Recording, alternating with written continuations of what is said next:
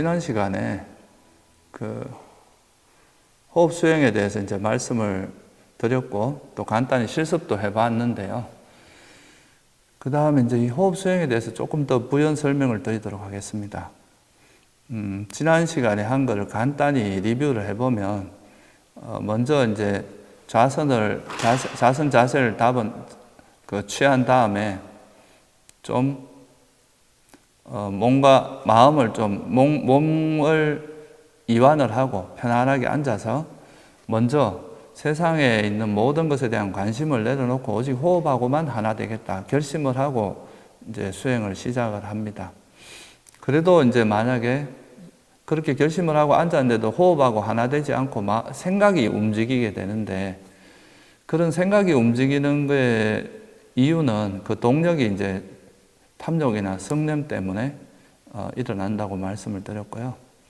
그래서 그걸 알아차리고 그 탐욕이나 성냄을 버리면 자연스럽게 다시 호흡으로 돌아오게 된다고 했죠. 또 생각은 별로 없는데 정신이 또렷하지 않고 멍한 상태로 또 시간이 지나가는, 이거는 이제 해태혼침이라고 했죠. 이럴 때는 빨리 호흡을 되찾아야 됩니다. 호흡을 잊어버렸다는 거기 때문에 호흡을 다시 찾고 호흡을 알아차리는 쪽으로 마음을 돌리면 다시 호흡과 하나 되어서 이제 수행을 할 수가 있습니다.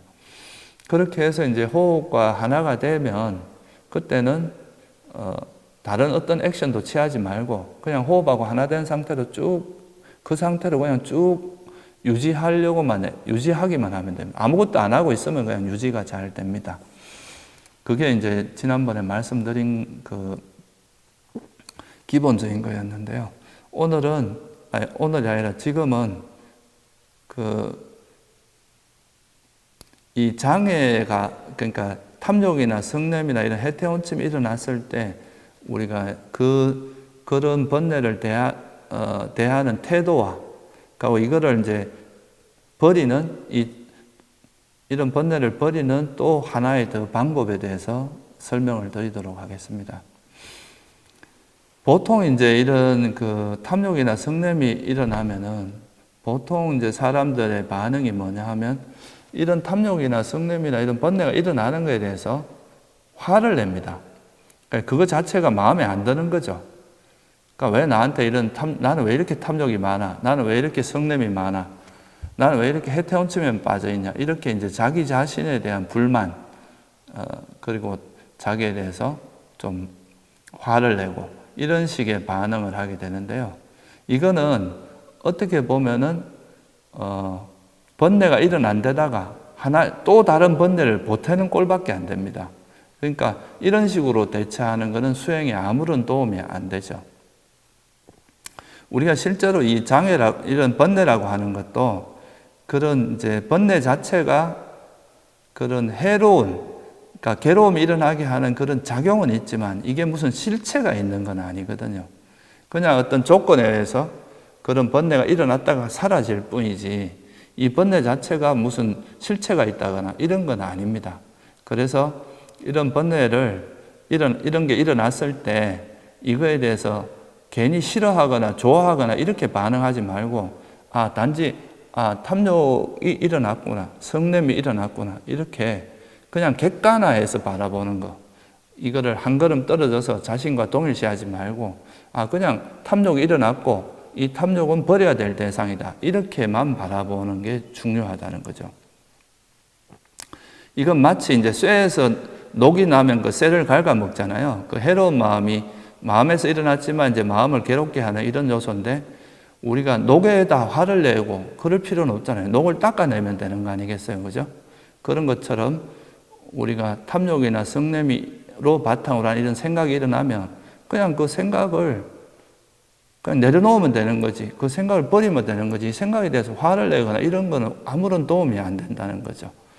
그래서 여러분들한테 이제 탐욕이나 성냄과 같은 그런 수행을 방해하는 장애가 일어났을 때, 그런 번뇌가 일어났을 때 그거를 단지 그냥 그런 탐욕이 일어났구나, 성냄이 일어났구나, 해태혼침이 있구나, 이 정도로 알아차리고 그냥 그걸 버리기만 하면 되지 이거에 대해서 화를 내지 마라. 이게 이제 중요한 거죠.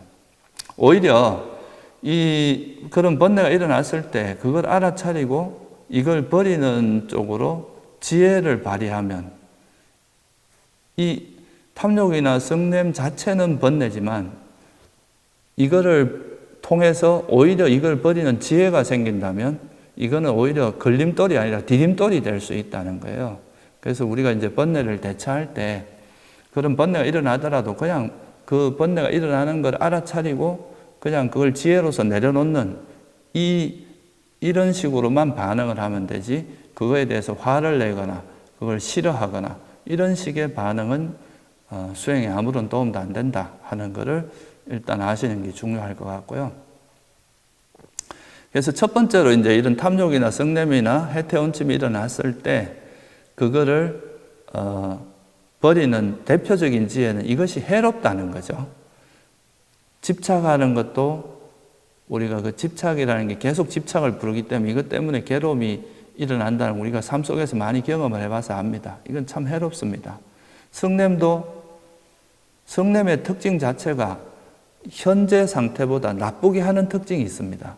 그러니까 이 화를 내갖고 무슨 문제가 해결되면 다행인데 오히려 현재보다 자꾸 나빠지는 거죠. 그리고 집착은 화를 부릅니다.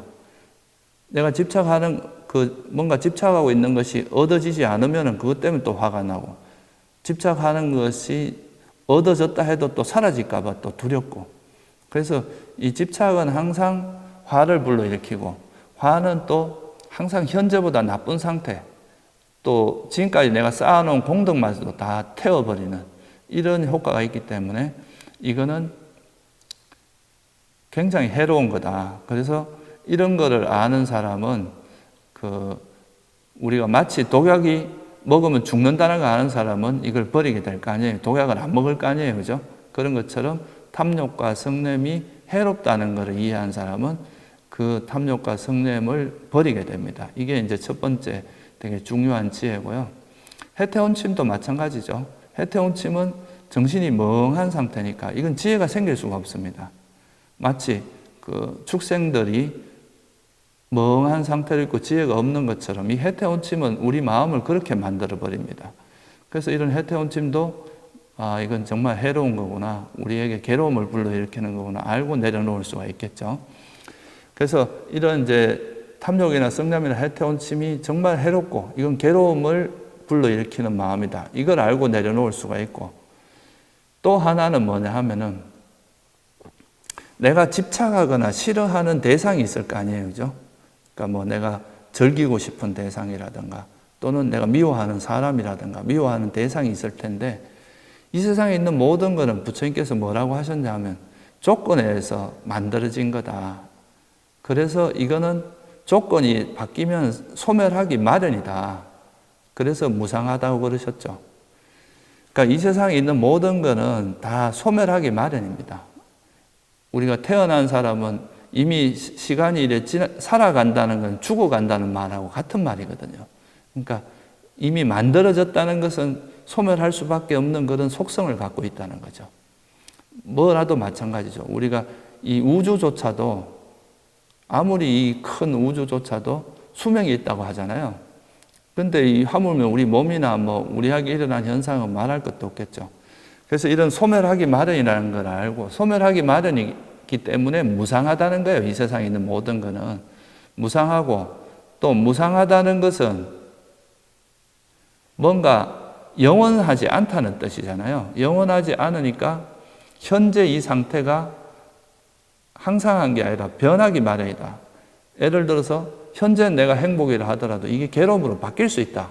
현재 내가 부자라고 해도 가난해질 수도 있다. 현재 내가 똑똑하다 하더라도 나중에 어리석어질 수도 있다. 이런 이제 불확실성, 변화의 가능성을 갖고 있기 때문에 이걸 우리가 행복이라 할 수는 없다. 불확실하고 불안전하다. 그래서 무상한 것은 괴로움이고 무상하고 괴로움인 것은 내 마음대로 통제가 안 된다는 거예요.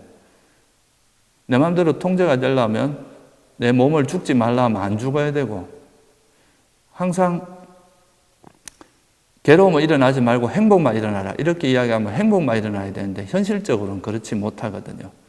그러니까 이제 부처님께서 보시기에는 이 세상에 있는 거 이렇게 무상하고 괴로움인 것은 내 마음대로 통제할 수가 없다. 내가 원하는 대로 이렇게 내 입맛대로 할 수 없다. 그래서 그걸 무아라고 이야기했고, 무아란 말은 다른 말로 하면 실체가 없다.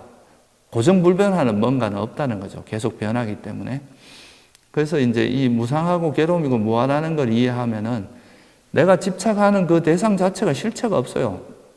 또 변하기 마련인 것입니다. 이거 자체가 괴로움이에요. 그러면 내가 이걸 집착하는 가치가 별로 없겠죠. 그죠?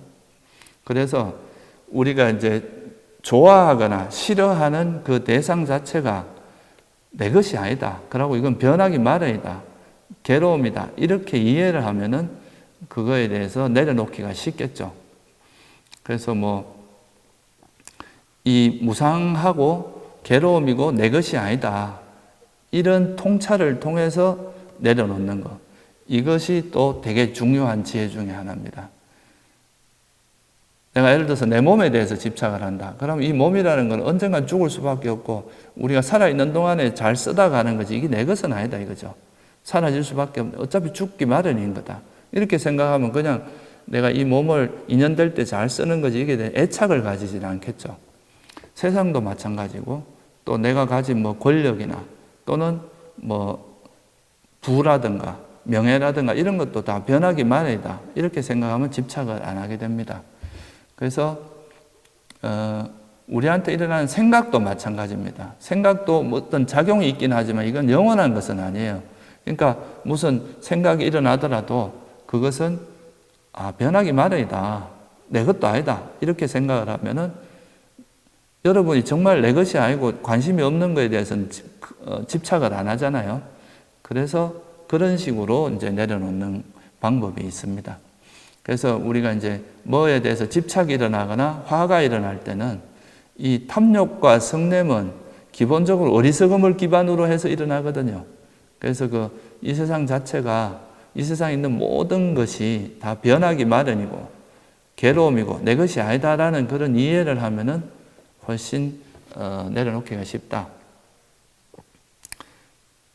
그래서 그것이 우리가 이제 호흡과 하나 되지 못하는 어떤 생각이 움직일 때 이 생각 자체도 변하기 마련이고 어차피 내버려둬도 사라지는 건데 이걸 버리려고 굳이 애쓸 필요가 없다는 거죠. 이건 어차피 사라지기 마련이고 내 것도 아니니까 그냥 내버려두고 그냥 놓고 그냥 호흡으로 돌아오기만 하면 된다. 이거는 그렇게 이제 활용을 한다면 우리가 이런 마음속에서 생각이 움직일 때 그 생각의 동력이 이제 집착과 성냄인데 그 집착하는 것이 대상 자체도 집착할 만한 가치가 없다는 걸 우리가 통찰을 하면은 내려놓기가 쉬워지겠죠. 그래서 우리가 이제 호흡 수행을 하실 때 그런 이걸 이제 자기한테 일어난 그런 생각을 버리고 호흡으로 돌아오는데 활용되는 대표적인 지혜가 바로 이런 탐욕이나 성냄으로 일어난 생각, 이건 한마디로 이런 생각 우리가 망상이라고 이야기하죠. 이런 건 쓸데없는 생각이라는 거예요. 그래서 이 쓸데없는 생각이라고 알고 내려놓을 수가 있고 또 이거는 어차피 내가 집착하고 있는 대상이나 싫어하는 대상 자체가 실체도 없고 내 마음대로 안 돼. 그리고 이건 변하기 마련인 것이야. 이렇게 이해를 하면은 내려놓기가 버리고 다시 호흡으로 돌아오기가 쉽다. 이렇게 이제 볼 수가 있습니다. 그래서 이렇게 해서 수행을 하시면 될 것 같고요. 그리고 또 한 가지 여러분 이제 여기서 중요한 또 포인트 중에 하나는 결국은 불교는 그 대상보다도 이 마음을 되게 중요하게 생각하기 때문에 이 마음이 잘 길들여지면 그 호흡과 자연스럽게 하나가 된다. 그러니까 아란이나 이렇게 이제 마음이 잘 길들여지는 사람들은 호흡하고 내가 하나 되겠다 생각하면 바로 하나가 될 수 있거든요. 그런데 우리가 그래 못 되는 건 번뇌 때문이라는 거예요. 그래서 이 번뇌를 잘 길들이는 지혜가 생겨서 이 지혜로서 우리 마음에 있는 그런 이제 그 생각들 그리고 이런 번뇌로 인한 망상들이 잘 길들여져서 그런 게 버려지면 그러니까 호흡으로 가는 에너지가 원래 이 번뇌 때문에 자꾸 분산됐던 거거든요. 이게 이제 버려지면서 자연스럽게 호흡하고 하나 돼서 호흡 호흡에만 마음이 이렇게 머물러 있는, 호흡하고 하나 돼서 머물러 있는 이런 시간들이 차차 길어집니다. 1분이 되기도 하고 1분이 다시 2분이 되고 2분이 3분이 되고 이렇게 이제 가다 보면 이게 어느 순간에는 아주 오랜 시간 그런 호흡과 하나 된 상태로 머물러 있게 되는데, 이렇게 되는 것을 우리가 이제 보통 삼매에 들었다, 삼매라고 이야기를 하고, 이런 삼매에 들게 되면 그 삼매의 마음의 특징이 뭐냐 하면은 굉장히 고요하고 마음이 아주 고요해지고, 또 이런 해로운 법들로부터 탐욕이나 성냄 등의 그런 번뇌로부터 벗어난 마음이니까 마음이 너무 청정하고 깨끗합니다. 그리고 이런 게 버려지고 나면은 소위 말해서 벗어남의 행복, 그러니까 이 번뇌가 버려짐으로써 생긴 그 행복이 있는데요. 이 행복은 너무나 우리가 보통 이제 감각적인 즐거움을 누리면서 오는 행복과는 비교도 되지 않을 정도로 이게 행복하다는 거죠. 그래서 이거 우리가 이제 부처님께서는 두 가지 행복을 말씀하셨는데, 감각적 욕망으로 인한 행복, 자기가 원하는 것을 얻음으로써 오는 행복이 있고, 또 그 욕망을 버리면 그냥 단지 욕망을 버렸을 뿐인데 그 버림으로써 오는 그 행복, 그걸 우리가 출離의 행복 또는 벗어남의 행복이라고 하는데, 이거는 삼매하고 관계가 있습니다. 그래서 이런 삼매를 얻게 되면은 우리 마음 속에서 아주 고요하고 편안한, 그리고 아주 안정적인 그런 행복이 일어나는데, 그게 바로 소위 말해서 벗어남의 행복이다. 그리고 또는 출離의 행복이다. 이 행복을 이제 경험하게 되면 이 수행하는 것이 재미가 있어지거든요. 그러니까 앉아 있으면 그 생각들이 가라앉고 호흡하고 하나 돼가 앉아 있는 이 순간이 되게 행복하고 즐겁고 아주 만족스러운 그런 상태가 되니까, 이런 시간이 이제 귀중하고 또 재미가 있고, 그러니까 그 오랜 시간 수행을 해도 하나도 지루하지 않게 수행을 할 수 있게 되는 거라고 할 수 있습니다. 그래서 우리가 삼매를 닦는 거에 가장 큰 이익은 바로 이런 데 있다. 그러니까 일단은 우리 마음이 아주 벗어남의 행복으로 행복해지고, 이 고요하고 청정하고 이런 깨끗한 마음 상태, 고요하고 청정하고 또 잘 집중된 호흡하고 하나 된 이런 마음 상태를 우리가 이용해서 다시 현상을 이렇게 관찰을 하면 그 현상을 아주 깊이 있게 있는 그대로 통찰할 수 있는 그런 지혜가 생기기 때문에, 이런 게 바로 바른 삼매고, 그래서 그거에 의해서 지혜가 생기죠. 그래서 이 바른 삼매는 지혜를 통해서 삼매에 들 뿐만 아니라 그 삼매가 반드시 또 지혜를 개발하는 쪽으로 작동한다. 이게 이제 바른 삼매라고 할 수가 있습니다. 그래서 호흡 수행을 어떻게 이제 우리가 해 나가느냐, 그 방법에 대해서 이제 제가 간단히 설명을 드렸어요. 그래서 간단히 요약을 해보면, 그러니까 호흡 수행은 이 호흡이라고 하는 이 하나의 대상하고만 마음이 하나 되도록 하는데, 이 하나 되는 방법이, 그러니까 이 호흡에 하나 되지 못하게 방해하는 그 생각을, 그런 탐욕, 그런 번뇌를 내려놓음으로써 마음을 길들임으로써 이 삼매에 드는 거다. 그 삼매에 길들이는 지혜, 그러니까 이 번뇌를 내려놓는 지혜는 이 번뇌 자체가 해롭다는 것, 또 이 번뇌 자체가 번뇌뿐만 아니라 내가 집착하고 있는 또는 싫어하는 그 대상 자체가 무상하고 괴로움이고 무아라는 것, 이 지혜를 활용해서 내려놓으면 이제 점차 마음이 길들여지면서 이런 번뇌는 가라앉고 호흡하고 하나 된 그런 상태로 우리가 이제 삼매를 얻을 수 있다. 그러니까 앞으로 그런 식으로 노력을 하시면 될 것 같고요. 그리고 이제 이 호흡 수행하고 우리가 이제 계속 삶을 살아가다 보면 앉아서만 수행을 할 수는 없잖아요. 그러니까 이게 이제 좀 안정적으로 수행할 수 있을 때는 이제 호흡 수행을 통해서 수행을 하면 되는, 이제 좌선을 통해서 호흡 수행을 하면 되는데, 그렇지 못하고 이제 일상생활을 하거나 또 너무 오래 앉아만 있다 보면 몸이 이제 피로해지고 몸에 대해서 무리가 갈 수가 있습니다. 그래서 부처님께서는 호흡 수행뿐만 아니라 걷기 수행을 되게 많이 강조를 하셨어요. 이 걷기 수행을 통해서도 우리가 상당히 이제 깊이 있는 산매를 닦을 수도 있고, 이 걷기 수행이 굉장히 이제 수행에 유용한 수행이기 때문에 지금까지 이제 자선 수행을 통해서 산매를, 이제 자선 때는 주로 이제 호흡 수행을 통해서 산매를 닦는 그런 수행을 하게 되는데요. 이 걷기 수행을 통해서도 이제 우리가 산매를 닦고 수행을 할 수가 있고, 또 일상 속에서도 걷기 수행뿐만, 걸을 때뿐만 아니라 일상적으로 밥 먹고 뭐 또 옷을 입거나 직장에 가거나 뭐 버스를 타거나 지하철을 타거나 이런 일상 속에서도 이제 우리가 수행을 이어갈 수가 있습니다. 결국 수행이라고 하는 거는 뭐 앉아서만 하는 게 아니라 그 수행의 그 핵심은 그거거든요. 우리가 뭐 잘 앉아 있거나 뭐 그런 게 중요한 게 아니라 우리 마음 속에서 탐진치가 어떻게 버려질 것인가 하는 그게 핵심이거든요.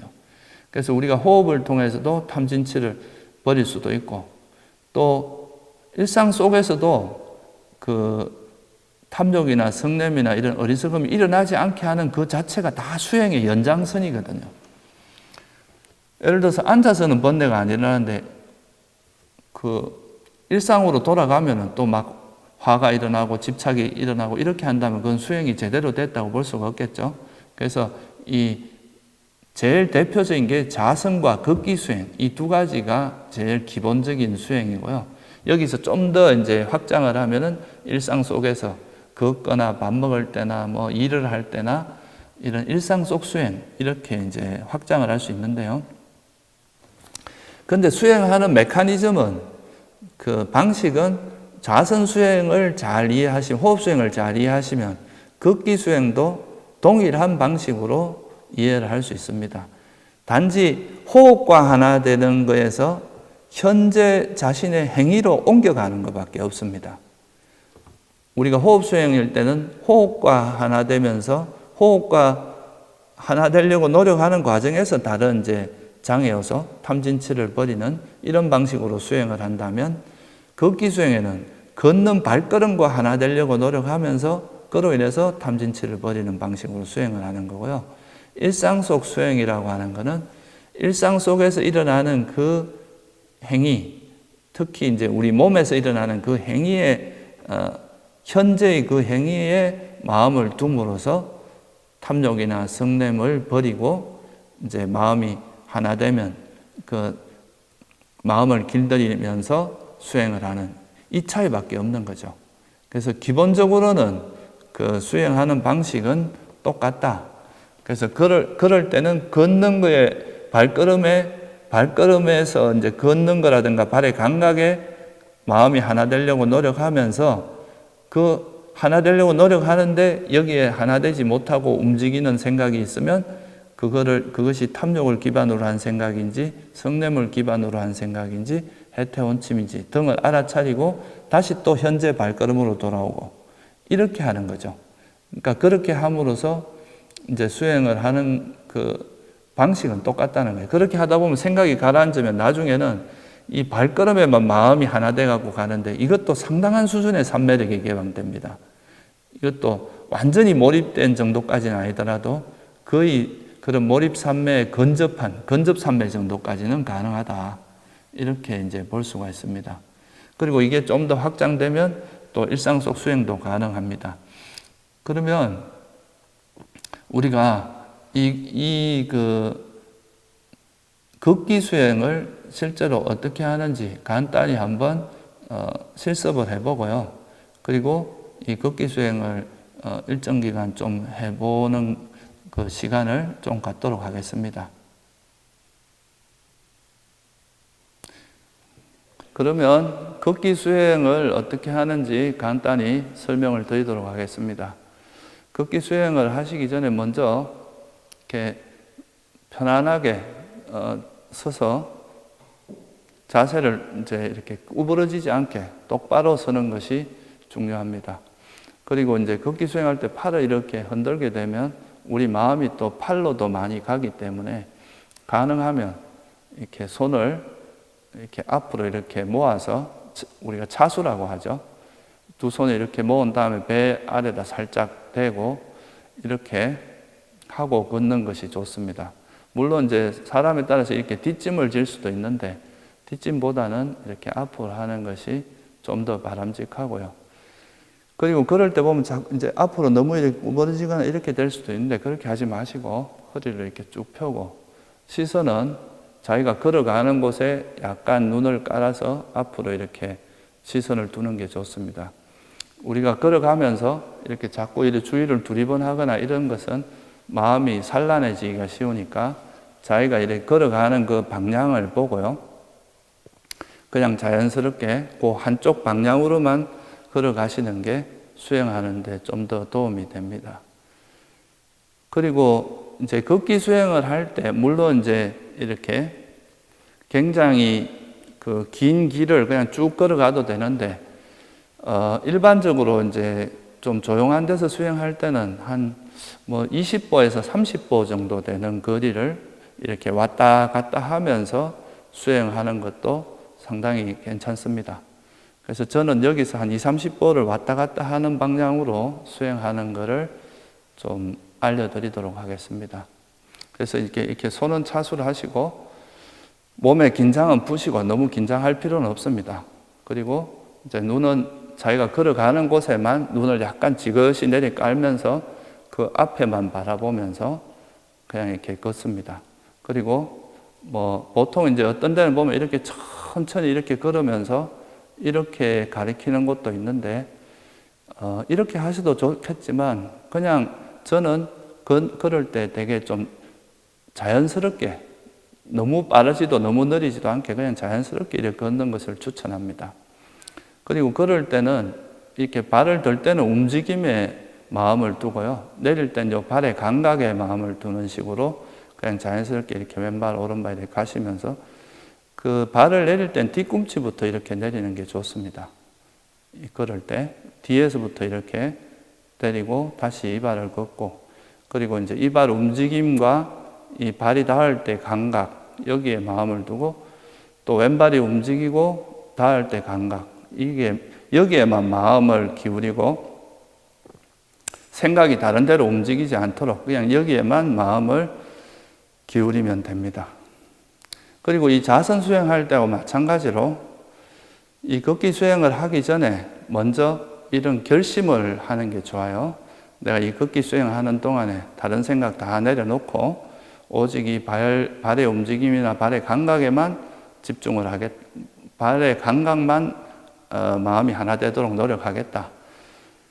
이렇게 결심을 하는 것 자체가 이제 쓸데없는 생각들을 가라앉히는데 굉장히 도움이 됩니다. 그래서 이렇게 결심을 한 다음에 이렇게 자수를 하고 자, 왼발에 이렇게 움직임과 닿는 감각, 발의 감각에 이렇게 마음이 하나 되면서 이렇게 천천히.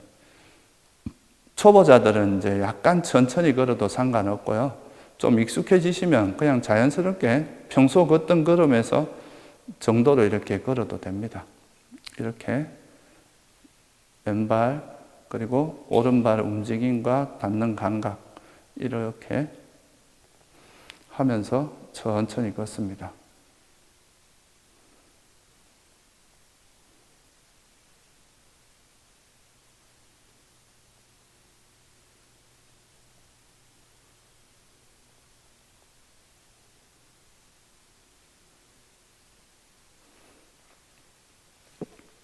근데 이렇게 이제 걸어서 수행을 하시다 보면 또 이런저런 생각들이 일어날 겁니다. 옆에서 무슨 소리가 들리면 저 소리가 뭘까라고 궁금해하면서 또 생각이 일어나기도 하고 또 듣기 싫은 소리가 들리면 그것에 대해서 화를 내기도 하고 그럴 수 있습니다. 보통 이렇게 극기 수행할 때 해태혼침은 별로 안 일어나는 편입니다.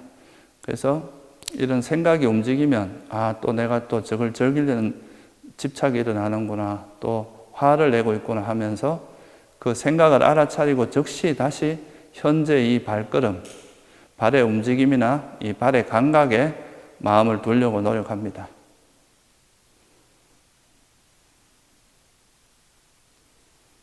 생각이 일어나는 것 자체는 문제가 되지 않습니다.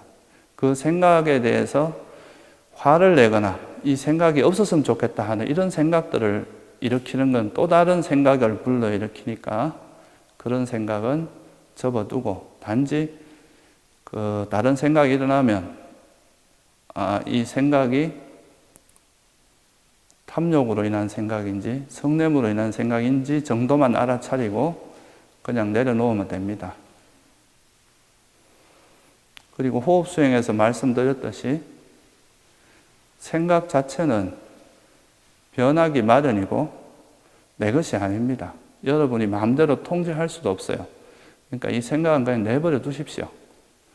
그냥 단지 알아차리고 내려놓고 돌아오십시오. 현재 이 발걸음, 그리고 현재 이 움직임과 발의 감각에만 마음을 두도록 하십시오.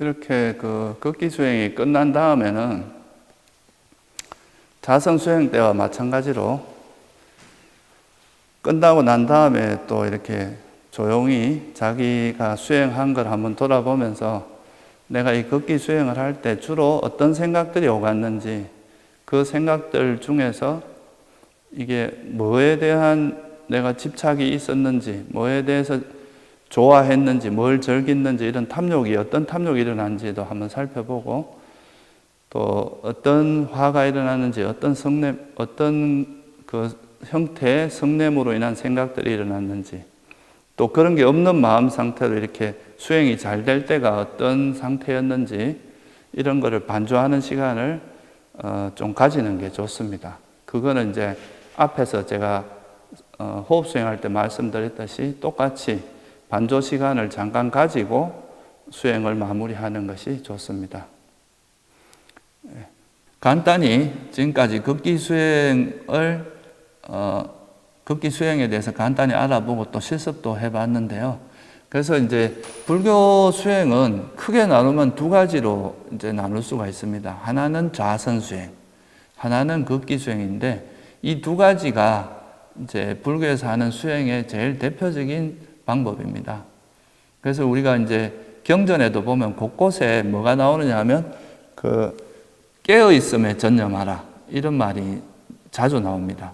그런데 그 깨어있음에 전념하라는 말씀에서 경전에서 어떻게 설명을 하고 있느냐 하면은 이제 낮에는 좌선 수행을 하다가 좀 피로하거나 또는 그 피로가 쌓이거나 졸음이 오거나 하면 일어서서 극기 수행을 합니다.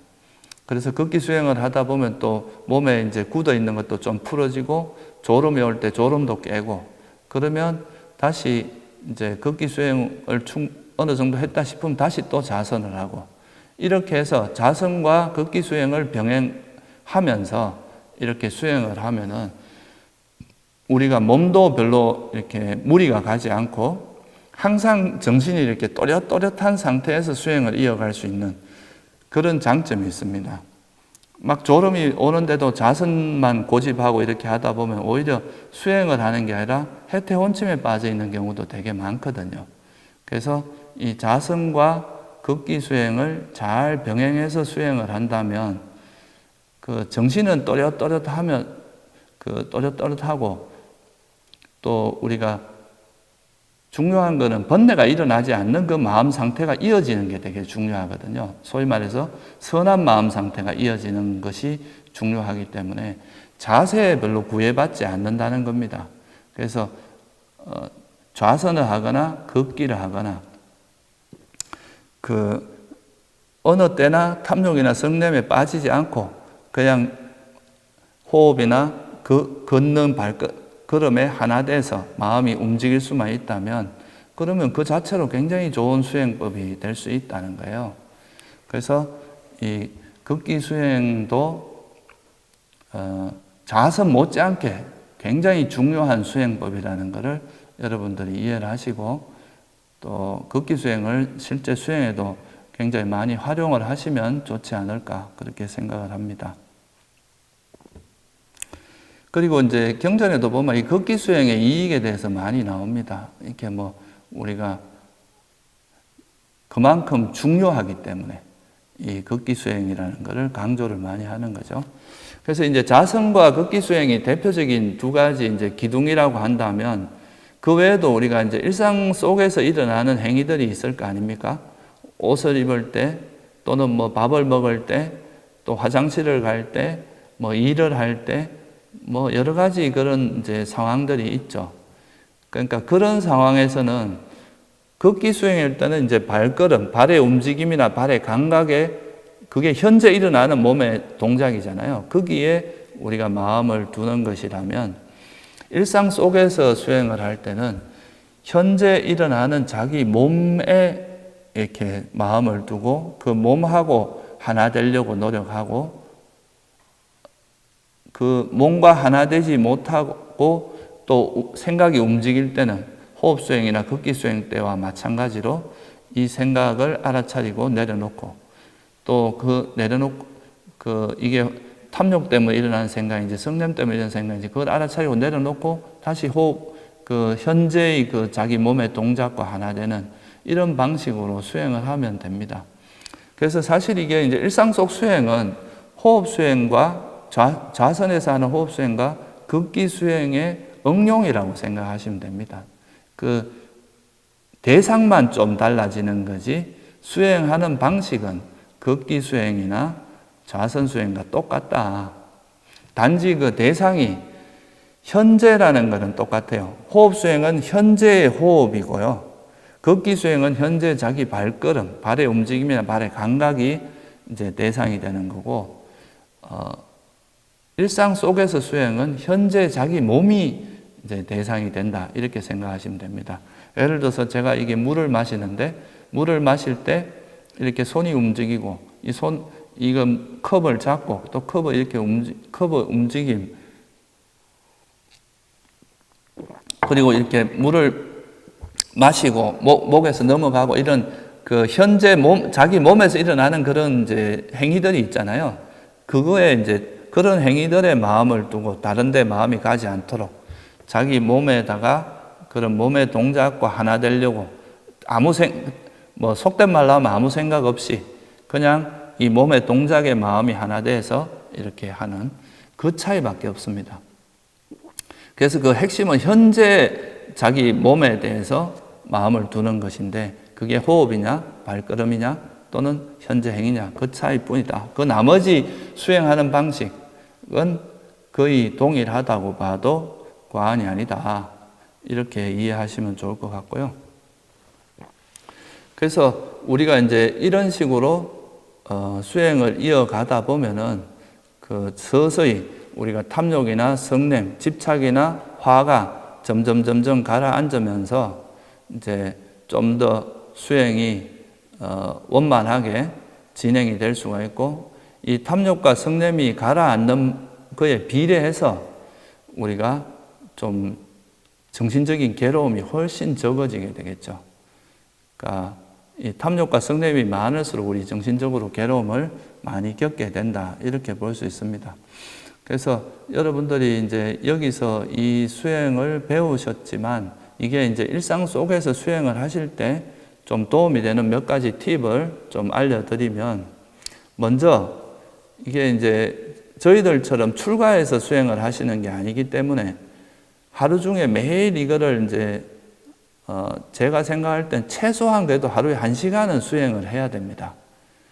그런데 이 1시간을 좌선을 한다거나 극기 수행을 1시간 연속으로 한다거나 이러기는 좀 쉽지는 않습니다. 그렇게 하면 제일 좋겠지만 그래서 이 수행을 하실 때 첫 번째는 뭐냐 하면 수행 시간을 너무 따로 마련하려고 하지 마시고 일상 속에서 우리가 짬짬이 남는 시간들 있잖아요. 그런 시간을 수행으로 활용하려고 하는 게 좋다. 그래서 예를 들어서 여러분들이 아침에 일어나서 한 10분 정도 좌선을 해요. 그러면 그 10분 정도 좌선한 것도 의미가 있어요. 그걸 기록을 해 두는 것이 좋습니다. 한 10분 정도 했다. 그럼 10분을 기록해 두고, 또 지하철 타고 이제 지하철 타러 가는 그 와중에 걸어가거나 이럴 때는 그 걸어가면서 또 수행을 할 수가 있잖아요. 걷기 수행을 할 수 있잖아요. 그러면 또 걸어가면서 했던 그 시간, 뭐 한 5분, 10분 이렇게 20분이 될 수도 있고, 또 가만히 이제 직장에서 앉아서 뭐 일을 하시기 전에 한 3분이라도 또는 뭐 잠깐 1분이라도 눈을 감고 호흡에 이렇게 마음을 두고 마음을 잘 가라앉히고 나서 일을 하신다거나 공부를 한다거나 이렇게 할 수도 있겠죠. 그러니까 그런 짬짬이 내가 하루 중에 하는 수행의 시간들을 합산해서 하루에 적어도 1시간 정도는 좀 수행을 하신다면 정신적으로 굉장히 건강하게 살아갈 수 있다. 이렇게 이제 볼 수가 있겠습니다. 그래서 여러분들이 처음에 수행하실 때는 너무 이제 막 내가 꼭 아침에 1시간은 꼭 하겠다. 잠자기 전에 1시간 이렇게 했을 때는 실패하기가 쉽습니다. 어떻게든 뭐 요즘 스마트폰이 다 있으니까 메모 같은 데다가 하루에 조금씩 짬짬이 하더라도 그 시간을 합산해서라도 1시간 정도라도 수행을 할 수 있으면, 그런 게 모여서 시간이 이렇게 누적되다 보면 굉장히 유익한, 그러니까 나중에 보면 그게 아무것도 아닌 것 같아도 그런 게 한 1년 정도 지속되면 수행에 굉장히 많은 도움이 됩니다. 그래서 이제 하루 동안 수행하시는 거를 이렇게 잘 기록을 하셔가지고 적어도 하루에 1시간 정도는 꾸준히 여러분 달력 같은 데 표시를 하든지 해서 꾸준히 수행하시도록 하면 좋을 것 같고요.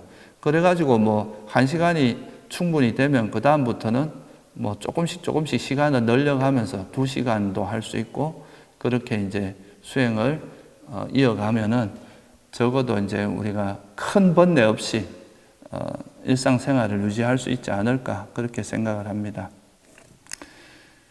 그리고 이제 끝으로 결국은 이제 우리가 괴로움을 겪는 가장 대표적인 거, 어리석음은 이제 좀 숨어 있는 건데 뿌리에 해당하는 거고요. 마치 풀이 있으면 어리석음이 이제 뿌리에 해당하고, 이렇게 겉으로 드러난 잡초는 탐욕이나 성냄이라고 볼 수 있는데, 이 탐욕과 성냄은 서로 작용 반작용 같은 거라서요. 항상 함께 다니거든요. 그래서 이 탐욕과 성냄을 일단은 버려야 이제 마음이 고요해지면서 어리석음까지 버릴 수 있게 되는 거죠. 그래서 삼매를 닦고 이제 지혜를 삼매가 기반이 되어야 지혜가 개발된다고 이야기하는 건데요. 이 탐욕과 성냄을 버리는 방법을 앞에 이제 한 2가지 정도 설명을 드렸는데, 여기서 조금 더 구체적으로 이야기하면 탐욕을 버리는 데는 부정관이라는 게 있습니다. 이게 이제 우리가 탐욕은 보통 대상에 대해서 달콤함에 집착을 하는 거잖아요. 좋은 거를 집착하는 거니까 이 대상이 가지고 있는 안 좋은 면만 있는 게 아니라 안 좋은 면을 보게 해서 애착을 떨어뜨리는 게 일종의 부정관이고요. 성냄은 대상을 싫어하는 거니까 이 대상을 자꾸 안 좋은 면만 보게 되거든요. 그래서 오히려 반대로 이 대상의 장점이나 좋은 면을 보게 해서 오히려 화를 버리게 하는, 이게 이제 자해수행이라고 하는 건데요. 그래서 탐욕과 성냄을 버리는 대표적인 수행 방법이 부정관과 자해수행, 이런 2가지가 있습니다. 또 부정관에서는 또 하나 할 수 있는 것은 뭐냐면, 우리가 보통 이제 수행자들은 또 이성에 대한 그런 애착도 많은데, 우리가 애착이 일어나는 그런 사람에 대해서, 예를 들면 아름다운 여인이 있다 하더라도 저 여인이 나이가 들어서 이렇게 피부가 늙어가고, 그로 인해서 나중에 이제 죽음을 맞이해서 죽으면 그 몸이 이래 썩어가고 나중에 백골만 남는 이런 과정을 쭉 연상함으로써 그 애착을 버리는, 이런 것도 대표적인 부정관 수행의 하나거든요. 그래서 이거에 대해서는 이제 또 설명을 드리기 배우기가 좀 이번에는 시간이 짧아서 좀 어렵고 그 중에서 이제 대표적으로 우리가 그 화를 버리는 방법 중에 대표적인 수행 방법이 자해수행이라고 있습니다.